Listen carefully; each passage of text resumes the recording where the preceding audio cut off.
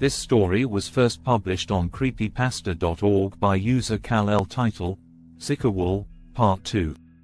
My friend worked all day and didn't get back until 10. I didn't want to come across as weird, but I couldn't resist asking him if the word meant anything to him.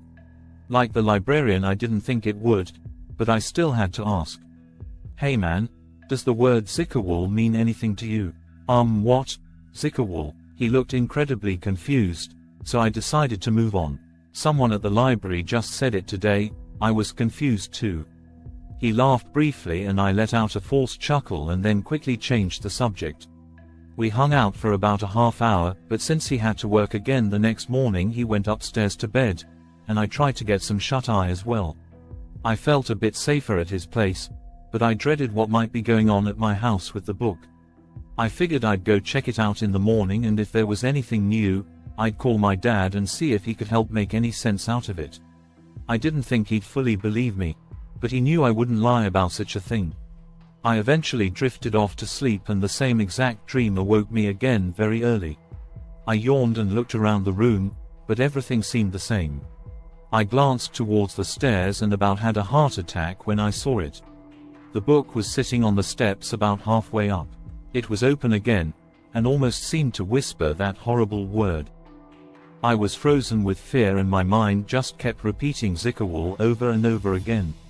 I slowly got up and grabbed the book looking for anything different, but it was the same thing all over. I was completely done with it, and I grabbed the book and headed back to my house without waking up my friend.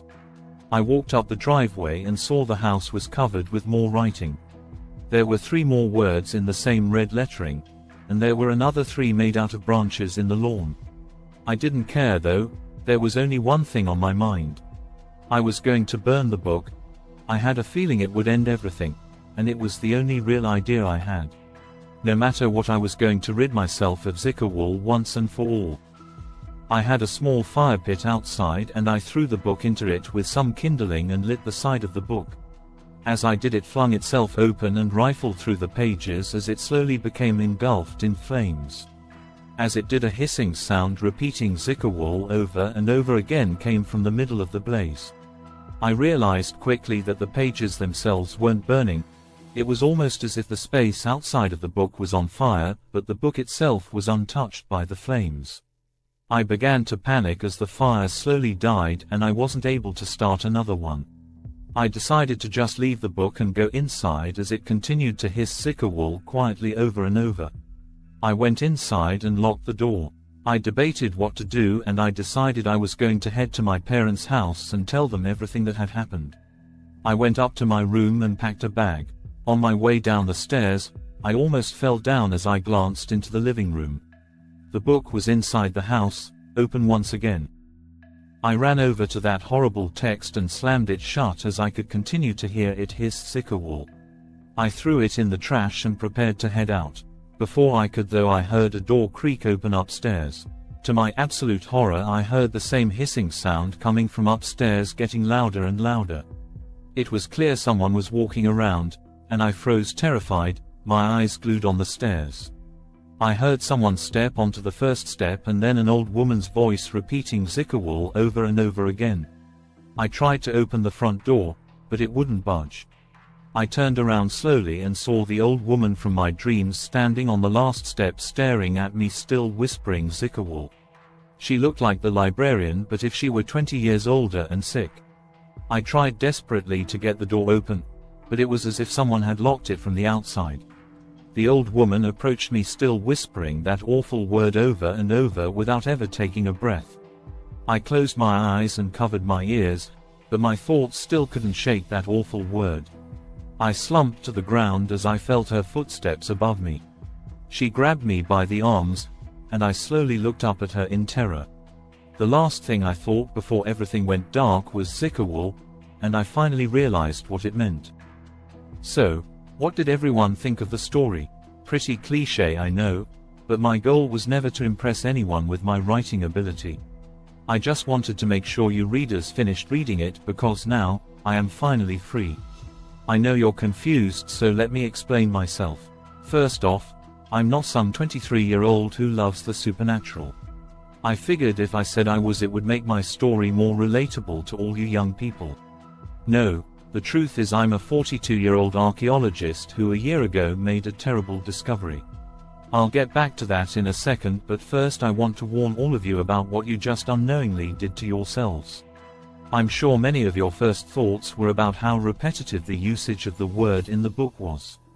I'm confident too that no one was counting the number of times it was actually said. It really is too bad for you, and trust me, I take no great joy in doing this, but I have to be free. I can't take any more of this torture. I know you're all still confused, but just bear with me. This will all make sense soon. If you were for some reason counting, that word was stated 33 times including the title. I know that still means nothing to you, but that number is the most important thing that has been said so far in this text. Not 32 and not 34 times, 33 is the magic number. When I first found the real book, I had no idea what the importance of 33 was. I'm not sure if anyone is familiar with the Nahanni Valley in Canada, but that is where the book was really found. The section where the book was found is known as the Headless Valley to some, due to the tragic deaths that occurred there. It wasn't found in some library, but in one of the most dangerous places I have ever been. I got a call from a friend who told me some local thrill-seeking hikers had stumbled upon the spot when they had to rest for the night due to difficult river conditions. My friend lived in Canada and often looked for places that could potentially contain items with historical significance, and he was well known in the area as the person to contact about such things. I live in Alaska, and I headed towards the site immediately. I had to take a plane first, and then it was a multiple-day boat trip to find the location, and I got an eerie feeling as soon as I arrived. The spot was on the left side of the river, and there was nothing of any real note in the area except for a large rock. This was very close to the spots in the early 1900s where people seeking gold had been found without their heads. The area that had raised so much attention was between two large trees, and it was marked by a big, inscribed stone. The stone read, "What is buried here must remain unseen," and it was dated 1951. I know I should have heeded that warning, but as an archaeologist I couldn't resist my curiosity. We dug it up and discovered the book 6 feet deep. The outside of it did look similar to how I described it earlier. No writing and what looked like aged leather binding it together. However, the first difference is that the book didn't just say that word over and over. It explained what it was, or should I say, who it was. Yes, that's right, it is a name after all, and as I read more and more of the text, I learned about who the name belonged to. Going forward I will refer to the name as X, as if I state it again it will lose its power. When I first found the book, I quickly put it in my backpack as I admit I wanted to discover what it contained myself. No one protested at all, so I didn't worry about it too much. I began to examine it on my trip home and was horrified by what I read. I didn't realize though just how screwed I was until the last page. Page 33 made it clear just how much trouble I was truly in and how much trouble all of you are in now. Even writing this I can't help but feel relief along with my extreme guilt for what it is that I'm doing. I think the easiest way for you to understand what the book contains is to show you an excerpt taken from that last page. The previous 32 pages essentially just rambled on about what makes some people worthy and what doesn't. But the last page is what made everything clear. The book was written by a woman named Mary, and I assume in the year 1951. He was called crazy. He spoke to what appeared to be no one. But we know he spoke to the Holy One, the master of us all. The man always sought a life of meaning, and he found just that in the embrace of the Holy One. He was told he must cleanse the non-believers, and he did so, beginning with his family. They were cleansed with fire, 4 souls given without any hesitation. He then appeared to take his own life, but we know the truth. He became much more in death than he ever could in life, and that is when he truly became X. After a week he returned and chose the ones worthy, including me. He showed us his power and the might of the Holy One. 32 of us were deemed worthy of his gifts, 16 men and 16 women. We were able to speak to him as well, even though we could not comprehend the form he took. We too cleansed the non-believers with fire, and we followed him deeper and deeper into the forest. Any non-believers we found were cleansed, either with flame or by removing their thoughtless heads from their fragile bodies. Each person we killed made him stronger, and he began to morph into something magnificent, greater than any man could be. Our quest was pure, and our path was clear. The Great X, guided by the hand of the Holy One, led us from sea to sea, taking the worthless lives of hundreds, every soul making him stronger. Their life energy and fear gave us power. We did not age, and we did not need food or water. We grew taller than any normal man or woman and had incredible strength. We survived purely off the souls of the ones we killed, and we were in good favor of the Holy One, who continued to strengthen X. After many years we separated our might and settled in two places. One was a swamp near a small fishing town in Alaska, and the other, where I went, was in a large valley in Canada. The 16 in Alaska hid in the forest and took souls from the townspeople, causing terror and confusion. The remaining 16 of us also continued to take the lives of the ones who came seeking riches. The Great X oversaw all of us and was proud of what we accomplished. In the valley where I lived, there are many caves along the river that allowed us to remain unseen and watch anyone who voyaged nearby. The valley was filled with fear, and we thrived here. It is unfortunate that after more than 50 blessed years it had to end. The Alaskan town was abandoned, giving our brothers and sisters no one to feed on anymore. Soon after, we were discovered in the valley, and the unworthy masses grouped together and cornered us in the canyon. Even with our strength we were outnumbered 20 to 1. They sought vengeance for the souls that we had taken. But before they could end us, the Great X ordered us to end ourselves and join him. The 16 from Alaska returned, and we were one again. I was chosen by X to hide and write our story, but once these words are finished, I will join my true family. X said we will have to wait for many years, but we will continue our quest one day. I watched firsthand my brothers and sisters' presence rise again after death, and I know I will too. Without our physical bodies we can no longer cleanse souls.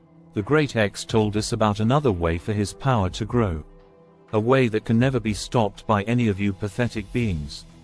The world has changed, and brute force will no longer accomplish our goals. The mighty X has found a much more insidious way for us to continue our torment of the unworthy. By knowing our quest, you give him strength. Even in death, we can still feed off of your fear. That is why I have recorded our story and have written his name on every one of these 33 pages, just as he instructed. By reading X 33 times you have become found by us. You are in our gaze now, and we will never let you go.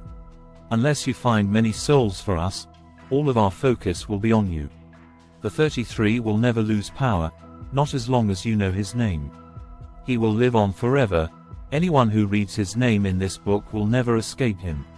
We will no longer even have to kill any more of you ourselves. He will be strong enough again one day. He will have his final body, and his master, the Holy One, will descend from the heavens. And that will mean the end of your world. Obviously, I edited the exact excerpt, as the first time X was written it spelled out the whole name. But like I said, I couldn't write it any more than 33 times, the same way Mary couldn't. For some more context, this group was stopped by the joint effort of people all across North America who had lost loved ones, as well as the local people of Canada who lived around the Nahanni Valley. There is not much information about who specifically made up this group, but they were the ones who put an end to the spree of killings and seemingly stopped the violence. This information wasn't online anywhere. I only learned of it by speaking to Canadian and Alaskan locals who had the story passed down to them. There seemed to be a conscious effort to forget about what happened, and given what the book stated, I understand why. The woman Mary was found before she ended her life, and the book was taken from her and buried on the spot so that no one would ever read its contents. Before she could be questioned, she was able to leap into the river, and her body was never discovered. There is no real information on who the Holy One described actually is, but I assume it is some ancient powerful entity. The lead man, who took the name X, may have originally been named John, but that is not confirmed. Any information about the deaths caused by this group of people does not mention murder or any conscious pattern. Although you can find a path of brutal deaths all across North America from the late 1800s all the way until 1951. I assume they were responsible for most if not all of them. One way or another I am positive they were the cause of all the mysterious deaths in the Nahanni Valley.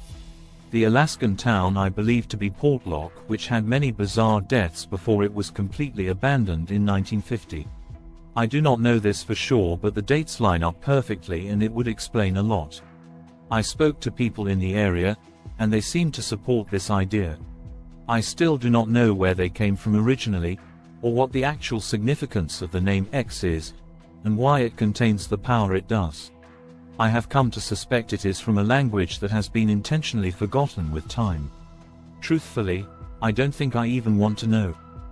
I'm sure none of that really matters to you, but I feel as though an explanation is deserved.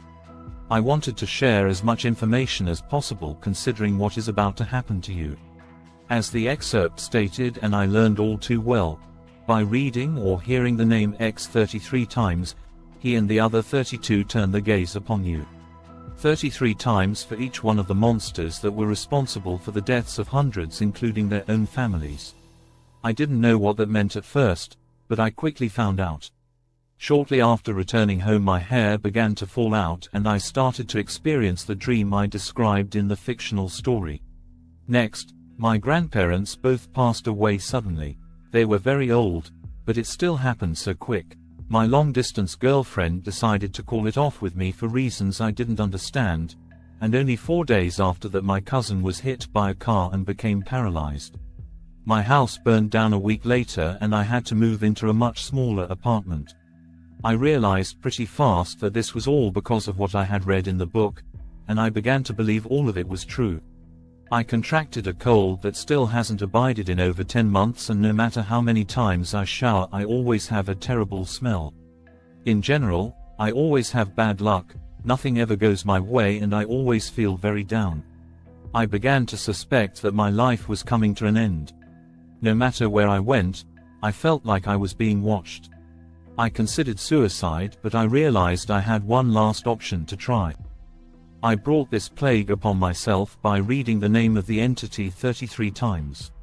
But I remembered the book said it can be passed to others to take the focus off of yourself. I debated my options. Writing X 33 times simply wouldn't work, and no one would listen to me say it that many times. Then it finally dawned on me. If I created a fake story about it that seemed to be purely for entertainment, I could slip it in 33 times without drawing attention. I didn't care if the story was good, I just needed it to at least keep the reader engaged until they had read it all 33 times. I don't know if 20 people will read this or 100, but I do know at least some people will, and I am relieved that the gaze will no longer purely be on me. I would now like to take this time to apologize to you all. It doesn't bring me any joy to do this, but I had to stop the pain and torment. I do believe that you will not experience as much bad luck as I have, but I will not pretend I know that for sure. All you can do now is continue to share this story to others to deflect from the gaze. In doing so we will be introducing this evil back into the world, but I don't know any other way to help ourselves. Don't lose all hope, share the story, and do whatever you can to try and find ways to stop these monsters. I truly believe if someone can find a way to understand the name X and its meaning, power can be taken from it. I am going to travel to Portlock to try and find anything I can to help. I don't have high hopes, but since I am in the same state as what remains of the town, I figure it is at least worth a shot. I really do hope one of you can find a way to end this once and for all. Truthfully though, I am just happy that I'll finally be able to rest. It's been so long since I actually slept. I wish all of you good luck, and trust me, you will need it.